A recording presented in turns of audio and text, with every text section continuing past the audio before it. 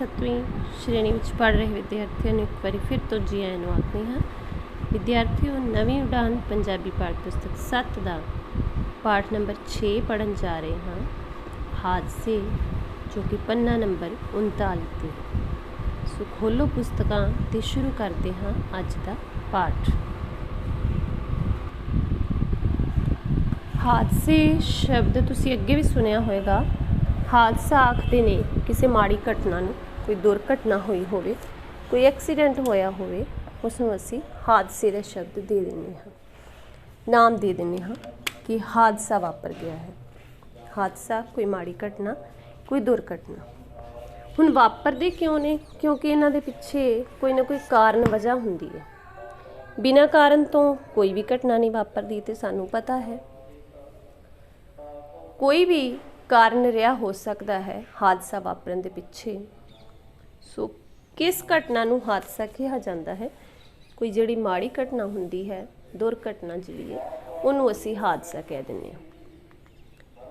ਹਾਦਸਾ ਵਾਪਰਨ ਵੇਲੇ ਕੀ ਕਰਨਾ ਚਾਹੀਦਾ ਹੈ? ਸਾਨੂੰ ਆਪਣੇ ਮਨ ਨੂੰ ਕਾਬੂ ਵਿੱਚ ਰੱਖਣਾ ਚਾਹੀਦਾ ਹੈ, ਹਿੰਮਤ ਤੋਂ ਕੰਮ ਲੈਣਾ ਚਾਹੀਦਾ ਹੈ, ਹੌਸਲੇ ਦੇ ਨਾਲ ਸਾਨੂੰ ਉਸ ਮੁਸੀਬਤ ਦਾ ਸਾਹਮਣਾ ਕਰਨਾ ਚਾਹੀਦਾ ਹੈ। ਸੋ ਇਸ ਹਾਦਸੇ ਦੇ ਪਿੱਛੇ ਹੋਏ ਕਾਰਨਾਂ ਨੂੰ ਲੱਭਣ ਦੀ ਕੋਸ਼ਿਸ਼ ਕਰਨੀ ਚਾਹੀਦੀ ਹੈ। ਇਹੋ ਜਿਹੇ ਵੇਲੇ ਕੀ ਨਹੀਂ ਕਰਨਾ ਚਾਹੀਦਾ? ਹਿੰਮਤ ਨਹੀਂ ਛੱਡਣੀ ਚਾਹੀਦੀ ਔਰ ਅਣਗਹਿਲੀ ਨਹੀਂ ਵਰਤਣੀ ਚਾਹੀਦੀ। ਜਿਸ ਲਾਪਰਵਾਹੀ ਕਾਰਨ ਹਾਦਸਾ ਵਾਪਰਿਆ ਹੋਏ ਉਸ ਤੋਂ ਗੁਰੇਜ਼ ਕਰਨਾ ਚਾਹੀਦਾ ਹੈ।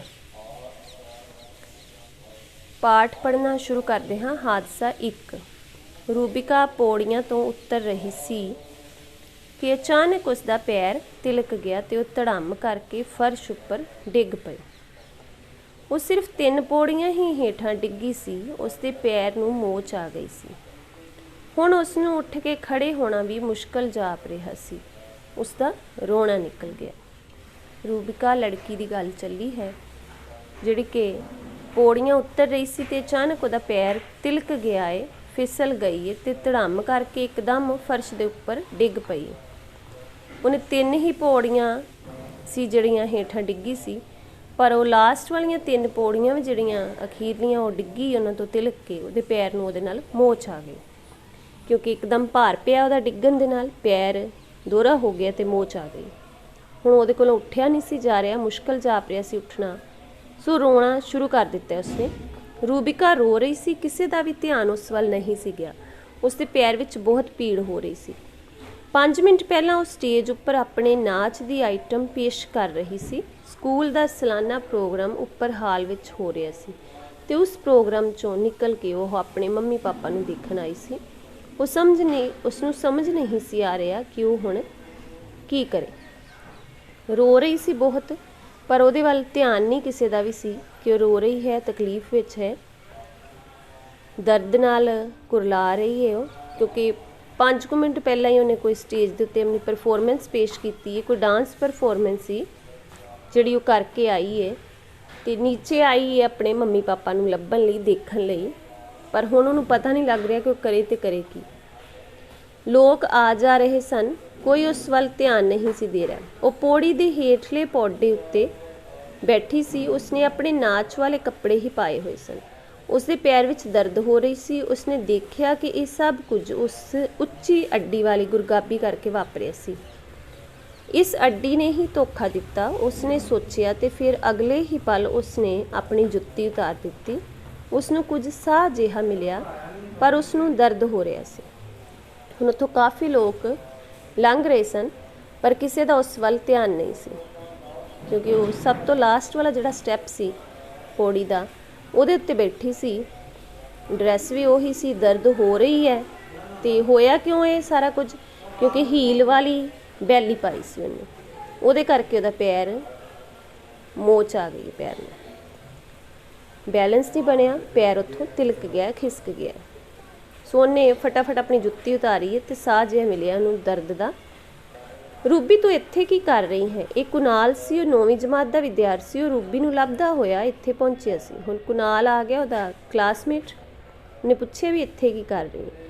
ਰੂਬੀ ਤੂੰ ਇੱਥੇ ਕੀ ਕਰ ਰਹੀ ਹੈ? ਕੁਨਾਲ ਨੇ ਰੂਬੀ ਨੂੰ ਹਲੂਣਿਆ। ਇਸ ਤੋਂ ਪਹਿਲਾਂ ਕਿ ਰੂਬੀ ਕੁਝ ਕਹਿੰਦੀ, ਕੁਨਾਲ ਦੇ ਪਿੱਛੇ ਆ ਰਹੇ ਸ਼੍ਰੀਮਦ ਨੇ ਕੋਲ ਆ ਕੇ ਕੁਨਾਲ ਨੂੰ ਕਿਹਾ, ਚੱਲ ਨਾ ਆਪਾਂ ਗੇਟ ਕੋਲ ਹੋ ਕੇ ਆਉਂਦੇ ਹਾਂ, ਰੁਕ ਕਿਉਂ ਗਿਆ ਹੈ? ਹੁਣ ਅਜੇ ਉਹ ਗੱਲ ਕਰ ਰਿਹਾ ਏ, ਅਜੇ ਰੂਬੀ ਨੇ ਆਨਸਰ ਨਹੀਂ ਦਿੱਤਾ ਤੇ ਨਾਲ ਹੋਰ ਇੱਕ ਸਟੂਡੈਂਟ ਆ ਗਿਆ ਸ਼੍ਰੀਮਦ। ਉਹਨੇ ਆ ਕੇ ਕੁਨਾਲ ਨੂੰ ਕਿਹਾ ਵੀ ਆ ਜਾ, ਆਪਾਂ ਗੇਟ ਕੋਲੋਂ ਹੋ ਕੇ ਆਉਂਦੇ ਹਾਂ, ਤੂੰ ਇੱਥੇ ਕਿਉਂ ਖੜਾ ਹੋ ਗਿਆ? ਕਿਤੇ ਜਾ ਰਹੇ ਹੋਣਗੇ ਗੇਟ ਵੱਲ। ਮੈਂ ਰੂਬੀ ਨੂੰ ਦੇਖ ਕੇ ਰੁਕਿਆ ਹਾਂ। ਮੈਡਮ ਨੂੰ ਤਾਂ ਰੂਬੀ ਦਾ ਪਤਾ ਕਰਨ ਲਈ ਹੀ ਆਖ ਕੇ ਆਏ ਹਾਂ। ਕਹਿੰਦਾ ਆਪਾਂ ਮੈਡਮ ਨੂੰ ਤੇ ਇਹੀ ਕਹਿ ਕੇ ਆਏ ਕਿ ਆਪਾਂ ਰੂਬੀ ਨੂੰ ਦੇਖ ਕੇ ਆਉਂਦੇ ਹਾਂ। ਮੈਂ ਇਹਨੂੰ ਵੇਖ ਕੇ ਰੁਕਿਆ। ਉਹ ਤਾਂ ਠੀਕ ਹੈ, ਪਰ ਉੱਥੇ ਗੇਟ ਤੱਕ ਹੀ ਤਾਂ ਜਾਣਾ ਹੈ। ਰੂਬੀ ਤੂੰ ਮੈਡਮ ਕੋਲ ਜਾ, ਤੈਨੂੰ ਮੈਡਮ ਬੁਲਾ ਰਹੇ ਹਨ। ਪਰ ਮੈਂ ਤਾਂ ਕਹਿੰਦਾ ਉਹ ਤੇ ਠੀਕ ਹੈ ਗੱਲ ਤੇਰੀ, ਉੱਥੇ ਗੇਟ ਤੱਕ ਹੀ ਤੇ ਕਹਿੰਦਾ ਆਪਾਂ ਜਾਣਾ ਹੈ। ਰੂਬੀ ਨੂੰ ਕਹਿ ਰਿਹਾ ਕਿ ਤੂੰ ਚਲੀ ਜਾ ਮੈਡਮ ਕੋਲ, ਤੇ ਰੂਬੀ ਵਿਚਾਰੀ ਦੀ ਗੱਲ ਅਜੇ ਵਿੱਚ ਹੀ ਕਹਿੰਦੀ ਪਰ ਮੈਂ ਤਾਂ ਕਹਿਣ ਹੀ ਲੱਗੀ ਵੀ ਮੈਂ ਨਹੀਂ ਜਾ ਸਕਦੀ। ਰੂਬੀ ਦੀ ਗੱਲ ਪੂਰੀ ਹੋਣ ਤੋਂ ਪਹਿਲਾਂ ਕੁਨਾਲ ਦੀ ਬਾਂਹ ਫੜ ਕੇ ਸ਼੍ਰੀਮਦ ਖਿੱਚ ਕੇ ਲਿਜਾ ਰਿਹਾ ਸੀ, ਪਰ ਕੁਨਾਲ ਨੇ ਬਾਂਹ ਛੁਡਾ ਕੇ ਕਿਹਾ ਨਹੀਂ ਯਾਰ, ਪਹਿਲਾਂ ਰੂਬੀ ਨੂੰ ਦੇਖਣਾ ਹੈ। ਕਿਉਂ ਰੂਬੀ, ਕੀ ਗੱਲ ਹੈ, ਤੂੰ ਇੱਥੇ ਕਿਉਂ ਬੈਠੀ ਹੈ? ਚੱਲੇ ਸਨ ਕਿ ਉਹਨੇ ਬਾਂਹ ਛੁਡਵਾ ਲਈ ਹੈ ਆਪਣੀ, ਕਿ ਨਹੀਂ ਪਹਿਲਾਂ ਵੇਖ ਲਈਏ ਰੂਬੀ ਨੂੰ ਕੀ ਪ੍ਰੋਬਲਮ ਹੈ। ਉਹਨੂੰ ਪੁੱਛ ਰਿਹਾ ਕਿ ਕੀ ਹੋਇਆ। ਕੁਨਾਲ ਮੈਂ ਚੱਲ ਨਹੀਂ ਸਕਦੀ, ਮੇਰੀ ਲੱਤ ਲੱਗਦਾ ਹੈ ਟੁੱਟ ਗਈ ਹੈ, ਮੈਂ ਡਿੱਗ ਪਈ ਹਾਂ। ਉਹਨੂੰ ਇਹ ਮਹਿਸੂਸ ਹੋ ਰਿਹਾ ਹੈ ਕਿ ਜਿਵੇਂ ਉਹਦੀ ਲੱਤ ਟੁੱਟ ਗਈ ਹੋਵੇ, ਦਰਦ ਬਹੁਤ ਹੋ ਰਹੀ। ਕਹਿੰਦੀ ਮੈਂ ਚੱਲ ਨਹੀਂ ਸਕਦੀ। ਇੰਨਾ ਆਖ ਕੇ ਉਹ ਰੋਣ ਲੱਗ ਪਈ। ਸ਼੍ਰੀਮਦ ਬਾਹਰ ਨੂੰ ਜਾਂਦਾ ਵਾਪਸ ਆ ਗਿਆ। ਹੁਣ ਕੀ ਕਰੀਏ? ਸ਼੍ਰੀਮਦ ਨੇ ਕੁਨਾਲ ਨੂੰ ਪੁੱਛਿਆ। ਰੂਬੀ ਤੂੰ ਕਿਵੇਂ ਡਿੱਗ ਪਈ, ਤੇਰੇ ਸੱਟ ਕਿੱਥੇ ਲੱਗੀ ਹੈ? ਕੁਨਾਲ ਨੇ ਰੂਬੀ ਨੂੰ ਪੁੱਛਿਆ। ਰੂਬੀ ਨੇ ਆਪਣਾ ਪੈਰ ਅੱਗੇ ਕਰ ਦਿੱਤਾ। ਕੁਨਾਲ ਨੇ ਦੇਖਿਆ, ਫਿਰ ਕੁਝ ਸੋਚਿਆ ਤੇ ਉਸਨੇ ਸ਼੍ਰੀਮਦ ਨੂੰ ਰੂਬੀ ਦਾ ਖਿਆਲ ਰੱਖਣ ਲਈ ਕਿਹਾ। ਆਪ ਉਹ ਭੱਜ ਕੇ ਕਿਤਿਓਂ ਇੱਕ ਕੁਰਸੀ ਲੱਭ ਕੇ ਲਿਆਇਆ। ਰੂਬੀ ਤੂੰ ਇਸ ਕੁਰਸੀ ਤੇ ਬੈਠ, ਅਸੀਂ ਤੈਨੂੰ ਮੈਡੀਕਲ ਰੂਮ ਵਿੱਚ ਛੱਡ ਕੇ ਆਉਂਦੇ ਹਾਂ। ਦੋਹਾਂ ਦੀ ਮਦਦ ਨਾਲ ਰੂਬੀ ਉਸ ਕੁਰਸੀ ਉੱਪਰ ਬੈਠ ਗਈ। ਉਸ ਕੁਰਸੀ ਨੂੰ ਕੁਨਾਲ ਤੇ ਸ਼੍ਰੀਮਦ ਨੇ ਚੁੱਕਿਆ ਤੇ ਉਹ ਉਸੇ ਹਾਲਤ ਵਿੱਚ ਰੂਬੀ ਨੂੰ ਮੈਡੀਕਲ ਰੂਮ ਤੱਕ ਲੈ ਗਏ। ਅੱਗੇ ਮੈਡਮ ਜੋ ਬੱਚਿਆਂ ਨੂੰ ਮੁੱਢਲੀ ਸਹਾਇਤਾ ਤੇ ਹੋਰ ਦਵਾਈ ਪੱਟੀ ਦਾ ਪ੍ਰਬੰਧ ਕਰਦੀ ਸੀ, ਆਪਣੇ ਕਮਰੇ ਵਿੱਚ ਮੌਜੂਦ ਨਹੀਂ ਸੀ। ਕੁਨਾਲ ਰੂਬੀ ਨੂੰ ਮੈਡਮ ਦੀ ਦੇਖ-ਰੇਖ ਦੇ ਹਵਾਲੇ ਕਰਨਾ ਚਾਹੁੰਦਾ ਸੀ। ਉਹ ਦੌੜ ਕੇ ਪ੍ਰੋਗਰਾਮ ਵਾਲੀ ਥਾਂ ਤੇ ਪਹੁੰਚਿਆ। ਉੱਥੇ ਸੁਧਾ ਮੈਡਮ ਰੂਬੀ ਦੀ ਉਡੀਕ ਕਰ ਰਹੇ ਸਨ। ਕੁਨਾਲ ਨੇ ਮੈਡਮ ਨੂੰ ਰੂਬੀ ਦੇ ਪੌੜੀਆਂ ਤੋਂ ਡਿੱਗਣ ਅਤੇ ਸੱਟ ਲੱਗਣ ਦੀ ਸਾਰੀ ਘਟਨਾ ਸੁਣਾ ਦਿੱਤੀ। ਮੈਡਮ ਨੇ ਕੁਨਾਲ ਦੇ ਨਾਲ ਹੋਰ 2 ਕੁੜੀਆਂ ਨੂੰ ਭੇਜਿਆ। ਦੋਵੇਂ 11ਵੀਂ ਜਮਾਤ ਦੀਆਂ ਵਿਦਿਆਰਥਣ ਸਨ। ਉਹ ਕਮਲ ਮੈਡਮ ਨੂੰ ਲੱਭ ਕੇ ਮੈਡੀਕਲ ਰੂਮ ਵਿੱਚ ਲੈ ਕੇ ਆਈਆਂ।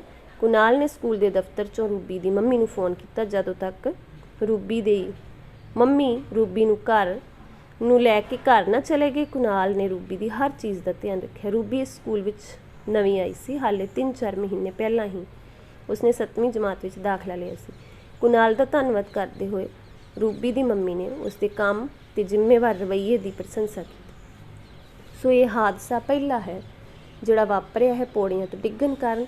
ਕੁਨਾਲ ਤੇ ਸ਼੍ਰੀਮਦ ਦੀ ਮਦਦ ਦੇ ਨਾਲ ਰੂਬੀ ਨੂੰ ਮੁੱਢਲੀ ਸਹਾਇਤਾ ਮਿਲੀ ਹੈ, ਟੀਚਰ ਕੋਲ ਪਹੁੰਚਾਇਆ ਗਿਆ ਹੈ, ਫਿਰ ਘਰਦਿਆਂ ਨੂੰ ਬੁਲਾਇਆ ਹੈ।